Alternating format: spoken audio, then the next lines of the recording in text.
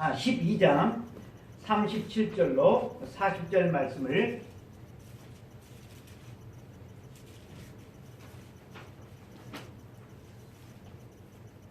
혜미는 다음부터 뒤로 가면 안 되고 끝에 나와야 되니까 앞에 앉으시죠. 다 함께 합독하도록 하겠습니다. 시작. 네 말로 의롭다함을 받고 네 말로 정죄함을 받으리라. 그때 서기관과 바리새인 중 몇 사람이 말하되 선생님이여 우리에게 표적 보여주시기를 권하나이다. 예수께서 대답하여 이르시되 악하고 음란한 세대가 표적을 구하나 선지자 요나의 표적밖에는 보일 표적이 없느니라. 요나가 밤낮 사흘 동안 큰 물고기 뱃속에 있었던 것 같이 인자도 밤낮 사흘 동안 땅 속에 있으리라. 아멘. 오늘은 우리가 읽은 이 마태복음 12장 말씀을 가지고 고통 속에 나타난 하나님의 사랑이라고 하는 제목으로 하나님의 말씀을 증거할 때 우리 하나님께서 우리 모든 성도에게 주신 큰 은혜가 있기를 바랍니다. 아멘. 제가 그 핸드폰으로 그 유튜브에서 해외 봉사 활동을 하는 그 영상을 찾아서 보다가 그 몽골에서 그 자원봉사를 하는 박관태 의사를 우연히 제가 그 영상을 보게 되었습니다. 지금 우리나라에 참 이렇게 방송이 많은데 저도 그런 그 프로가 있는지 몰랐어요. 이 프로에서 하고 있더라고요. TVN에서 리틀 빅 히어로라고 하는, 처음 들어보죠. 저도 처음 봤어요.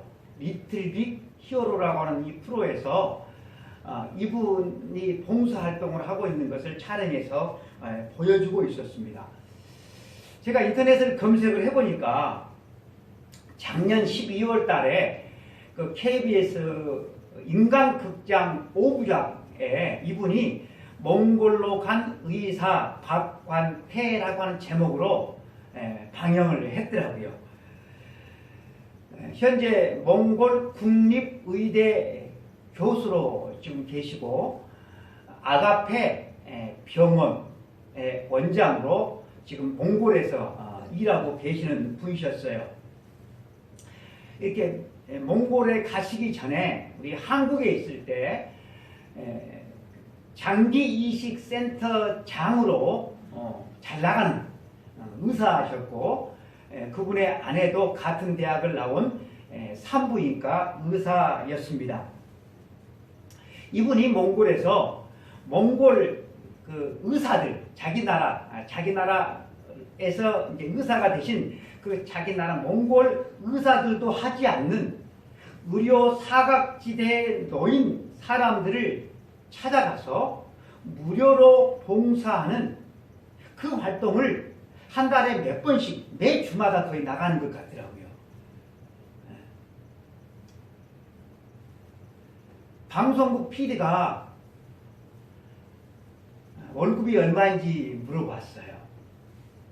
그런데 아가페 병원 원장인데 아가페 이 병원이 영리를 목적으로 하지 않는 비영리 병원이다 보니까 원장이지만 월급이 없어요. 병원에서 받는 월급이 없어요. 이분이 받는 월급이 그 몽골 국립의대 교수로서 받는 월급이 전부인데 우리 한국 돈으로 30만 원. 여러분 의사가 30만 원을 한 달 소득이 되더라고요. 다행히 아내가 산부인과 의사여서 아내가 이게 받는 것으로 생활을 하는데 그것도 턱없이 부족하다고 했어요. 그렇게 아주 어려운 삶을 살아가면서 봉사활동을 이렇게 하니까 그 방송 PD가 아내에게 물었어요. 왜 이렇게 고생스럽게 사세요? 우리 한국에 있으면 의사 한 사람만 벌어도 아주 부티나게 그렇게 살아가는데, 더더군다나 두 분이 의사다 보니까 웬만한 중소기업보다 더 많은 돈을 벌 수 있는데 왜 그렇게 고생스럽게 사세요? 그렇게 물었어요. 그러니까 아내가 하는 말이, 돈 많이 벌면 더 행복해지나요? 오히려 되묻는 거예요. 그러니까 좀 뻘쭘하잖아요. 그러니까 이제 그 PD가, 아니 저 거시기 돈 많이 벌면 맛있는 것도 많이 먹을 수 있고 좀 폼나게 살 수 있잖아요. 그렇게 말을 하니까 아내가 다시 되물어요. 그러면 다른 사람보다 더 행복해질 수 있나요? 이게 묻는 거예요. 이 그 방송에서 뭐 하나님이니 뭐 선교사니 이런 말이 한마디도 나오지를 않았지만, 저는 직감적으로 저분들은 틀림없이 의료 선교사일 것이다 생각을 하고 제가 인터넷에 또 검색을 해봤어요. 검색을 해보니까 아니나 다를까 이분들은 두 분 다 고려대학교 의과대학을 나오셨고, 그 남편은 고대에서 의학 박사학위를 받으셨고, 또 고대에서 교수직 제의가 들어왔는데도 불구하고 거절을 하고 몽골 의료 선교사로 나왔어요. 이 해외 봉사의 그 공로를 인정을 해서 우리 대한민국에서 2016년에 제11회 대한민국 해외 봉사상을 이분이 받아요. 많은 사람들의 인생의 목적은 돈 많이 벌어서 편하게 살아가는 것입니다. 그런데 이 선교사님의 인생의 목적은 거기에 있지 않고 영혼을 구원하고 사람의 생명을 살리는데 인생의 목적을 두고 살아갔습니다. 이것을 위해서 그분들은 편안하고 안락한 삶을 포기했고 대신 힘든 삶을 그들은 선택을 했습니다. 방송 PD가 그 아내 되신 분한테 물었던 그 질문, 왜 그렇게 힘들게 사세요? 돈 벌어서 뭐 하실래요? 그렇게 제가 묻는다고 한다면 여러분들은 어떻게 대답하시겠습니까? 다른 사람이 그렇게 물으면 기분 나쁘니까 여러분 자신 스스로에게 한번 물어보세요. 은철아, 너 왜 그렇게 사니? 너 그렇게 힘들게 돈 벌어서 뭐 할래? 한번 스스로에게 한번 물어보세요. 그 대답이 이 PD처럼 편하게 살잖아요. 폼나게 살 수 있잖아요. 만약에 그렇게 생각이 든다고 한다면 그분은 영으로 살지 않고 육으로 살아가는 참으로 안타까운, 하나님 보실 때 참으로 안타까운 삶을 살아가는 것입니다. 어느 날 솔로몬 왕 앞에 두 여인이 한 아이를 데리고 와서 재판을 청했습니다. 이야기를 가만히 들어보니까 이 두 여자가 한 집에 살다가 사흘 차이로 아기를 낳았어요. 그런데 한 여자가 그만 이 아이를 깔아뭉개 죽여버린 거예요. 그리고서 살아있는 한 아이가 서로 자기 아이라고 하는 거예요. 아이는 하나인데 엄마가 둘인 거예요. 솔로몬이 참 난감하게 되었어요. 여러분, 이 재판을 솔로몬 왕이 어떻게 재판했는지 우리는 잘 알죠. 칼을 가져오라 해가지고 아이를 반으로 갈라서 두 여자에게 주라고 하잖아요. 참 끔찍한 판결입니다. 솔로몬 왕이 이렇게 판결을 내리자 한 여자는 그렇게 해주십시오라고 한 반면에 다른 한 여자는 그 마음이 불붙는 것 같아서 아이를 죽이지 말고 저 여자에게 주라고 말을 합니다. 솔로몬 왕은 어머니의 모성애를 이용해서 재판을 한 것이지요. 그것이 바로 솔로몬의 지혜였습니다. 제가 여기서 말씀드리려고 하는 것은 솔로몬의 지혜로운 재판에 대해서 말씀드리려고 하는 것이 아니라 어머니의 고통스러운 사랑을 이야기하려고 하는 것입니다. 잠자다가 자기 아이를 갓난아기를 그냥 깔아뭉개 죽였어요. 그리고 다른 아이를 자기 아이라고 주장하는 그 못된 여인에게 내 아이를 주라고 그렇게 말하는 이 생모가 여러분 얼마나 고통스러웠겠습니까? 그러나 여러분 아이를 살릴 수 있는 방법이 그 방법밖에 없으니까 고통스러운 가운데 자기 아이를 저 여자에게 주라고 그렇게 간곡하게 왕에게 말을 한 것입니다. 박관대 선교사 가족이 몽골의 그 영혼들과 그들의 생명을 살리기 위해서 안락한 삶을 포기했던 것처럼 생모는 아이를 살리기 위해서 아이를 포기한 것이죠. 제가 잘 아는 아줌마 둘이서 어느 날 동네를 지나다가 잘 익은 감나무를 보고서 그 감나무에 달린 감을 따먹었대요. 그런데 마침 그것을 경찰이 보았다고 하네요. 그래서 이 두 여자를 그 집에 데리고 갔더니 그 집 안에 할머니가 계셨어요. 그래서 할머니에게 이 두 여자가 당신의 저 감나무 감을 따먹었으니 고발하라고. 그러니까 할머니가 뭘 고발을 해요?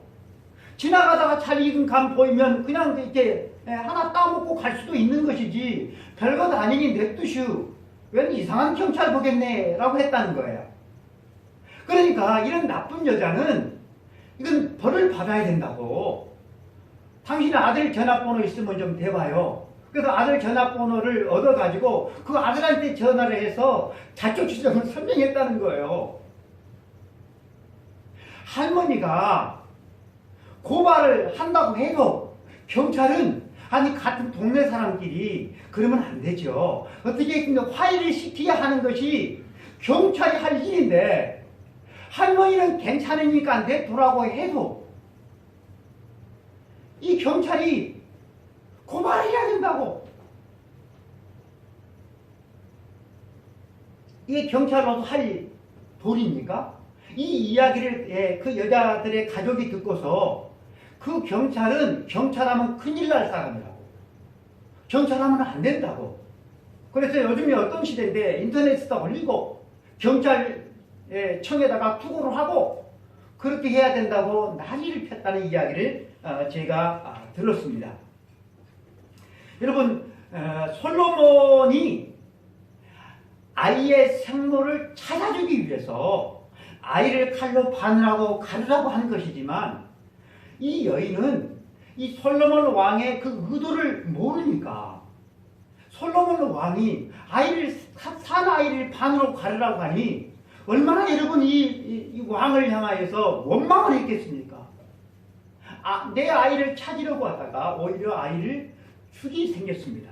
그래서 이 여인은 왕에게 간곡히 제가 아이를 포기할 테니까 저 여자에게 아이를 주라고 그렇게 고통스럽게 말을 했던 것입니다. 자기의 아이를 포기해야만 하겠던 이 어머니의 고통은 참으로 이 아이를 사랑하고 있다고 하는 증거가 되는 것이고 그 고통은 이 아이의 엄마가 진짜 이 여인이라고 하는 여러분 그 증거가 되는 것이죠. 고통을 통해서 사랑이 증명된 사례는 여러분 성경에 참으로 많이 있습니다. 어느 날 예수님께 바리새인들과 서기관 뱃사람이 찾아와서 표적을 보여달라고 요청을 합니다. 그 본문이 우리가 읽은 본문인데 12장 38절에 그때 서기관과 바리새인 중 몇 사람이 말하되 선생님이여 우리에게 표적 보여주시기를 원하나이다. 이 말을 좀 풀이하면 이런 것입니다. 하나님께서 우리를 사랑하셔서 메시아를 보내준다고 약속을 하셨는데 아직 그 메시아가 오시지 않았습니다. 그런데 어떤 사람들이 당신이 행하는 그 놀라운 능력을 보고서 당신이 메시아가 아닐까 생각하는 사람들이 생겼습니다. 당신이 정말로 하나님이 약속한 그 메시아가 맞다면 메시아임을 증명할 수 있는 그 확실한 표적을 우리들에게 보여주시기를 바랍니다. 그렇게 말을 했던 것입니다. 그렇게 표적을 보여주시기를 원하는 그들에게 예수님께 하신 대답이 무엇입니까? 39절과 40절입니다. 여러분 성경을 펴시고 있다고 한다면 한번 같이 읽겠습니다. 시작. 예수께서 대답하여 이르시되 악하고 음란한 세대가 표적을 구하라. 선지자 요나의 표적밖에는 보일 표적이 없느니라. 요나가 밤낮 사흘 동안 큰 물고기 뱃속에 있었던 것 같이 인자도 밤낮 사흘 동안 땅 속에 있으리라.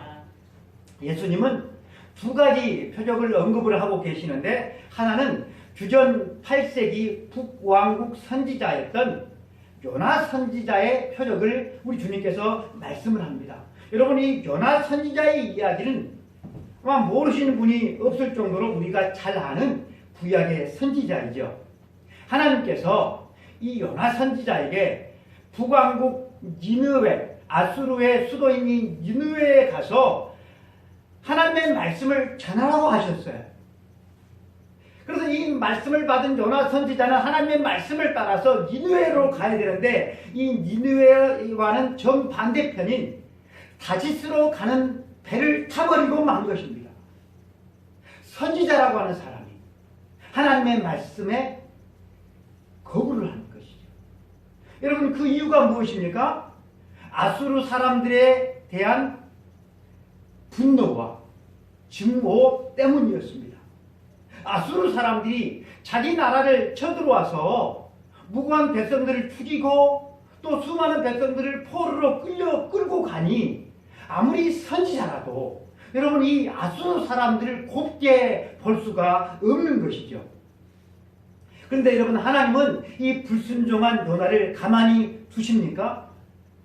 배를 타고 가는 이 요나를 향하여서 하나님은 큰 풍랑을 일게 하시고 그 풍랑 때문에 요나는 바다에 던져졌고 하나님께서 예비하신 큰 물고기가 이 요나를 삼켜서 물고기 뱃속에 3일 동안 있게 하죠.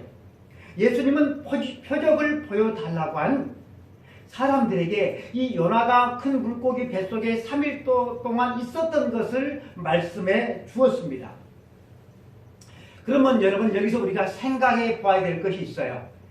요나가 큰 물고기 뱃속에 3일 동안 있었던 것이 표적이 될 수가 있는가라고 하는 것입니다.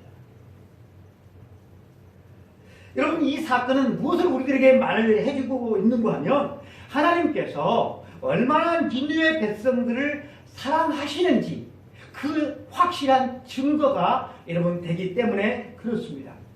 여러분 생각 한번 해보세요. 하나님께서 니느웨 백성들을 사랑하지 않았다고 한다면 요나에게 니느웨로 가라 라고 명령하지도 않았을 것이고 이 하나님의 명령이 없었다고 한다면 니느웨가 다시스로 가는 일도 없었을 것이고 다시스로 가는 일이 없었다고 한다면 풍랑도 없었을 것이고 요나가 바다에 빠져서 큰 물고기 뱃속에 들어가는 일도 없었을 것입니다. 이 모든 일련의 일들이 일어나게 된 것은 그 근본적인 이유는 하나님께서 범죄한 니느웨 백성들을 사랑하셨기 때문에 그래요. 하나님께서 범죄한 이 니느웨 백성들을 사랑하지 않으셨더라고 한다면 하나도 일어나지 않았을 일들이 하나님께서 니느웨 백성을 사랑하셨기 때문에 여러분 이 모든 일들이 다 일어난 것입니다. 하나님께서는 요나에게 이렇게 말씀하고 싶으셨을 것입니다. 사랑하는 요나야, 참 미안하구나. 네 말이 맞아. 저렇게 포악한 백성, 저렇게 잔인한 백성, 저렇게 죄 많은 백성은 천벌을 받아 마땅해. 그게 정의의 관점에서는 그게 맞아. 그러나 내가 그들을 너무나 사랑한단다. 나는 그들이 회개하기를 원해. 회개해서 돌이키기를 원해. 내가 그들을 사랑하기 때문에 가기 싫어하는 널, 풍랑을 일으키고 너를 바다에 빠뜨려서 큰 물고기 뱃속에 넣어서라도 니느웨로 너를 보내려 하는 거야. 너는 민족적인 감정 때문에 그들을 미워하겠지만 나는 그들을 너무나 사랑한단다. 내가 그들의 죄악을 심판하기 이전에 먼저 회개의 말씀을 전해서 돌이킬 수 있는 기회를 줘야 하지 않겠니? 내가 너희 이스라엘 민족의 죄를 말씀도 전하지 않고 바로 심판하듯 너와 같은 선지자를 무수히 보내서 회개의 말씀을 전하지 않더냐? 그러니 네가 니느웨에 가서 심판의 말씀을 전해서 그들이 말씀을 듣고 회개하든 안 하든 간에 말씀을 듣고 회개할 수 있는 그런 기회는 줘야 되지 않겠니? 라는 말씀을 요나에게 하시고 싶으셨을 것입니다. 여러분 이 맥락을 잘 이해하시면 두 번째 표적도 이해할 수가 있습니다. 예수님께서 말씀하신 두 번째 표적은 당신 자신의 이야기입니다. 40절 말씀을 보면 요나가 밤낮 사흘 동안 큰 물고기 뱃속에 있었던 것 같이 인자도 밤낮 사흘 동안 땅속에 있으리라. 여러분 여기 인자는 누구죠? 인자가 누구죠? 예수님 자신이죠. 인자 나도 땅속에 있을 것이다. 나도 땅속에 있을 것이다. 주님은 그것이 표적이라고 말씀을 하십니다. 요나가 물고기 뱃속에서 있었던 것, 그것이 하나의 예표라고 한다면 예수님께서 무덤에 계신 것이 그 예표의 성취가 되는 것입니다. 예수님께서 여러분 왜 무덤에 계신 것이 표적이 되겠습니까? 요나가 큰 물고기 뱃속에서 3일 동안 있었던 것이 어마어마한 고통이었을 거예요. 마찬가지로 세상이 창조된 이후 예수님께서 무덤에 계시는 것 그 자체, 그 고통보다 더 큰 고통은 여러분 없는 것입니다. 가장 고통스러운 사건이 바로 여기에 나타나 있는 것입니다. 가장 존귀하신 세상의 창조주가 되시는 그분이 당신이 창조한 여인의 몸에 잉태가 돼요. 그분이 마구간에 태어나는 고통을 감수를 해요. 자기들을 구원할 메시아를 사람들이 멸시천대를 해요. 그리고 그 아들을 아버지가 바라보고 있어요. 아들이 채찍에 맞아서 살점이 떨어나가는 그 고통, 날카롭고 큰 못이 예수님과 두 발과 두 손에 박히고 십자가에 박혀서 거친 숨을 몰아쉬면서 그렇게 헐떡거릴 때 그 모습을 보고 사람들이 끼리끼리거리면서 나 너나 구원해라 너나 구원해라 그렇게 조롱할 때 아버지여 어찌하여 나를 버리십니까? 라고 당신의 아들이 울부짖을 때, 그리고 마지막으로 숨이 끊어져 생명의 주인이 되시는 그분이 무덤으로 내려가실 때, 여러분, 이 모든 것을 참고 견디시는 하나님 아버지의 그 찢겨지는 그 고통이 여러분 무엇을 말해주는 것이겠습니까? 생명의 주가 하나님의 아들이 죄인들에게 버림을 받아서 죽어서 땅속에 계실 것이라고 하는 그 표적, 그 표적보다 더 큰 표적은 예수님께서 없다라고 하는 것을 말씀을 해주고 있는 것입니다.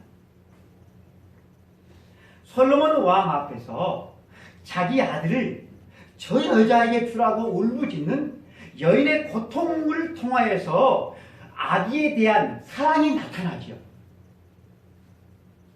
물고기 뱃속에 들어간 이 요나의 고통을 통하여서 니느웨 백성을 향한 하나님의 사랑이 나타나죠.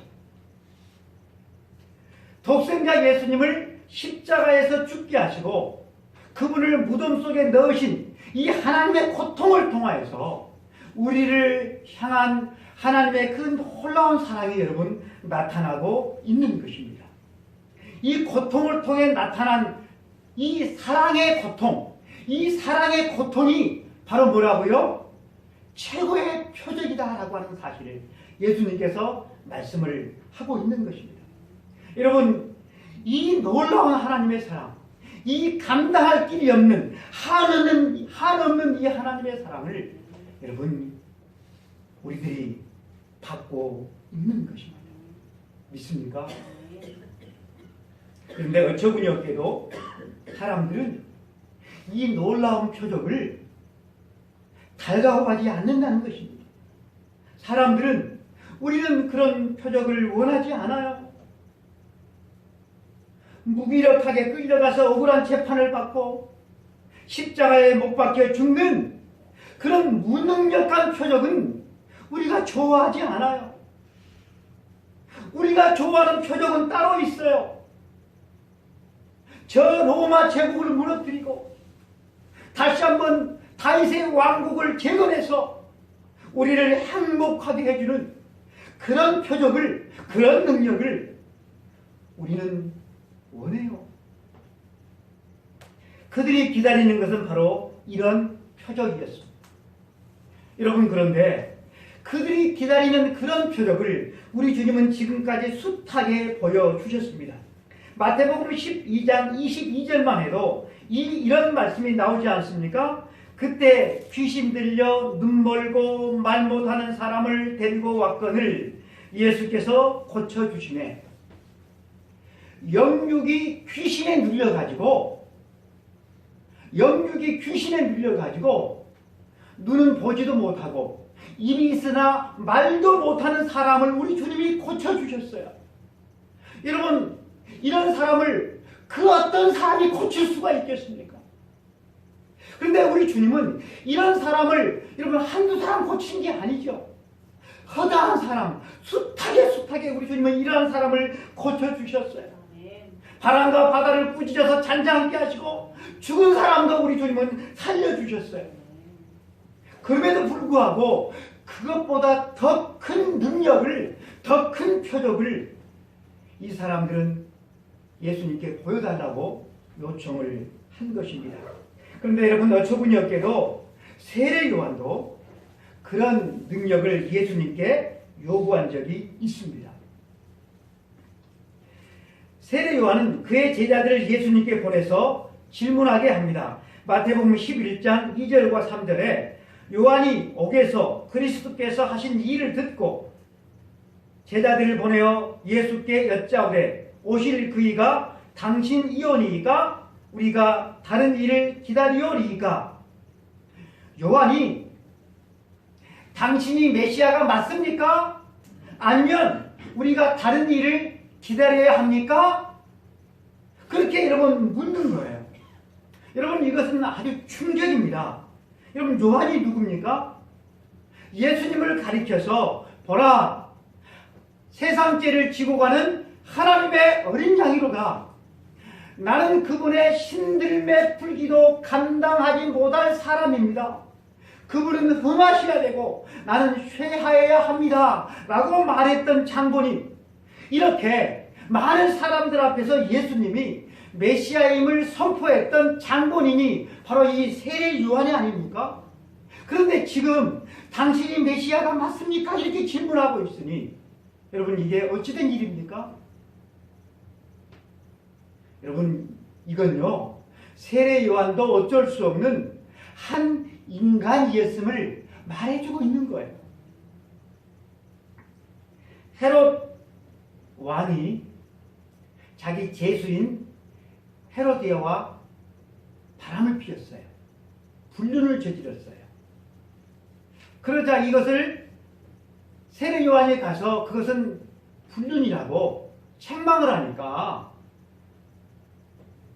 헤롯 왕이 세례 요한을 감옥에다가 가둬버렸어요. 여러분, 감옥에 갇혀있는 이 세례 요한이 무슨 생각을 했을 것 같습니까? 여러분이 세례 요한이라고 한다면 무슨 생각을 했을 것 같아요? 에? 무슨 생각을 했을 것 같아요? 자기가 메시아라고 증거한 예수님이 자기를 구원해 줄 줄 알고 그렇게 여러분 생각했어요. 그런데 예수님은 이 세례 요한의 구원을 위해서, 구출을 위한 그 어떤 행동도 하지 않았어요. 그래서 세례 요한은 내가 메시아라고 증거한 예수가 진짜 메시아가 맞나? 그렇게 여러분 의심을 했던 것입니다. 그래서 자기 제자들을 예수님 앞에 보내요. 메시아가 맞습니까? 우리가 다른 일을 기다려야 합니까? 여기에 대한 예수님의 답변이 마태복음 11장 4절과 5절에 나와 있어요. 너희가 가서 보고 듣는 것을 요한에게 알리되 맹인이 보며 못 걷는 사람이 걸으며 나병 환자가 깨끗함을 받으며 못 듣는 자가 들으며 죽은 자가 살아나며 가난한 자에게 복음이 전파된다 하라. 네. 내가 행한 능력을 너희들이 보고 들은 대로 세례 요한 너희의 스승에게 가서 얘기해 주라고 그렇게 말을 한 것입니다. 그런데 여러분, 예수님께서 요한에게 말해 달라고 한 그 메시지가 여러분 이것이 전부였을까요? 아니에요. 그 뒤에 덧붙이시고 싶은 말씀이 있으셨을 것입니다. 그것은 바로 이것입니다. 그렇게 엄청난 능력을 보이던 그가 갑자기 세상에서 가장 무능력한 사람처럼 맥없이 끌려가서 온갖 조롱을 당하고 엉터리 재판을 받고 십자가에서 못 박혀 죽어 땅속에 있을 것이라고 전해주어라. 이 말을 여러분 하고 싶으셨을 것입니다. 여러분, 왜 이 말을 예수님께서 덧붙이시자만 했을까요? 예수님께서 당신이 행한 그 엄청난 어마어마한 그 능력의 표적을 가지고는 사람들을 구원할 수가 없기 때문에 그래요. 뒤에 덧붙여지는 이 말씀이 없으면 죄인인 우리를 죄와 사망과 사단의 손아귀에서 여러분 우리를 구원할 수가 여러분 없었기 때문에 그래요. 하나님의 고통이 담겨있는 이 사랑을 통하여서만이 여러분 우리가 구원받을 수가 있는 거예요.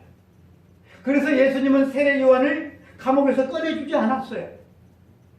예수님은 세례 요한에게 이렇게 말씀하시고 싶으셨을 것입니다. 사랑하는 요한, 네가 나보다 세상에 6개월 먼저 와서 사람들에게 내가 메시아임을 선포했지. 참 고맙고 수고 많았다.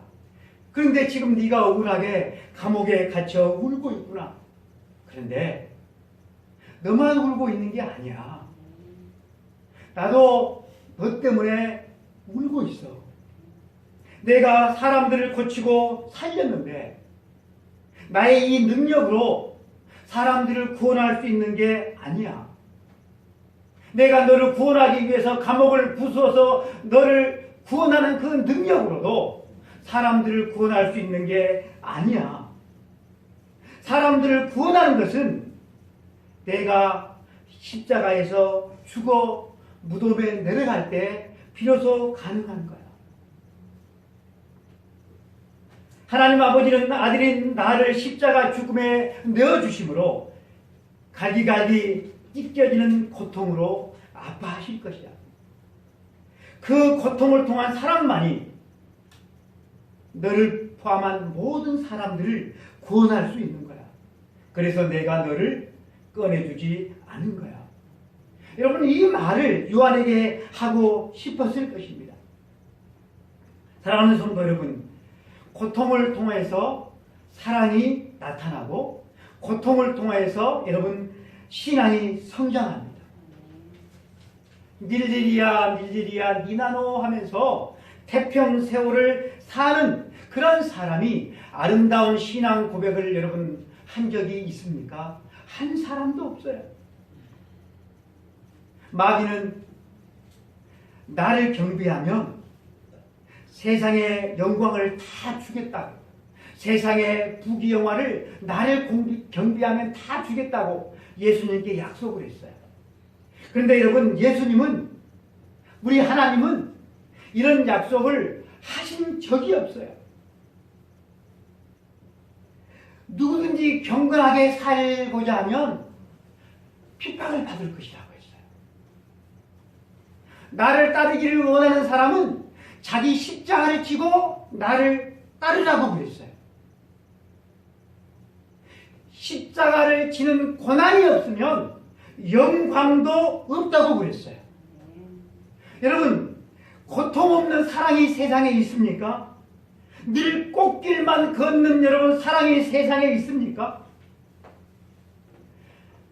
여러분, 사랑이라고 하는 것은 건강할 때나 병들 때나 부유할 때나 가난할 때나 좋을 때나 나쁠 때나 여러분 사랑하는 것이, 그것이 진짜 이 사랑이지 않습니까? 사랑하는 성도 여러분, 세상을 살아가면서 참 불만이 많지요. 남보다 더 부자 되지 못하고, 남보다 더 좋은 것을 누리지 못하고, 자식에게 더 좋은 것을 주지 못해서 이런저런 이유 때문에 우리는 참 불만이 많아요. 그런 우리에게 하나님은 이렇게 말씀하시고 있습니다. 뭐가 부족하니? 뭐가 부족하니? 내가 너를 위해서 내 독생자를 낮고 낮은 세상에 마구간에 보내주었지 않니? 내가 너를 위해서 만물의 주가 되신 그 주님이 머리 둘 것도 없이 그렇게 가난하게 되시지 않았니? 너를 위해서, 너의 죄를 대신해서 너를 구원하기 위해서 하나님의 아들 예수님이 십자가에 죽어서 무덤까지 내려가지 않았니? 그리고 지금 그분이 부활해서 늘 너와 동행해 주고 있지 않니? 그러면 뭐가 아직도 부족하니? 아직도 하나님의 사랑으로 채워지지 않는 것이 있니? 그렇게 주님은, 우리 하나님은 말씀하시고 싶으실 것입니다. 찬송가 304장은 하나님의 사랑을 이렇게 찬양하고 있습니다. 그 크신 하나님의 사랑 말로다 형용못하네. 저 높고 높은 별을 넘어 이 낮고 낮은 땅 위에 우리 주님이 왜 오셨습니까? 죄범한 영혼 구하려 그 아들 보내사. 죄범한 우리를 구원하기 위해서 그 아들을 보내주셨습니다. 우리를 어떻게 구원해 주셨습니까? 화목제물 삼으시고 죄 용서하셨네.